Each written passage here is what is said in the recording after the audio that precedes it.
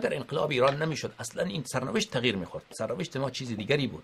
شما فکر بکنید از جمله سرنوشت همین احزاب جهادی اینطوری رقم نمیخورد. غربی ها مجبور شدن که از طریق پاکستان به گروه های مختلف افغانستان که در افغانستان با شوروی وارد جنگ بودن کمک بکنن، چون دیگر راهی نبود، دیگر دولتی نبود که اونجا افغان ها، مهاجرین افغانستانی اونجا حضور داشته باشن، غربی ها از اون طریق بخوان کمک بکنن اینها را مسلح بسازن. اما اگر این دولت مخالف غرب نمی بود، مثل زمان شاه موافق غرب می بود، تمام این کمک های غربی ها، سلاح ها از طریق دولت ایران به افغانستان میرفت، به مجاهدین افغانستان میرفت و اون وقت اصلا سرنوشت عوض بود. یعنی این جنگ افغانستان که شده بود، در اونجا گروه های تکفیری اصلا پیداش نبود، چون کمک از چه طریق میشه؟ باید همه اینا برن تعظیم بکنن برای پیش حضرت آریامهر، پیش پادشاه ایران، و پادشاه ایران هم که اجازه که نمیداد حداقل که تکفیری ها بیان از خاک ایران برن اونجا افغانستان جهاد بکنن. متوجه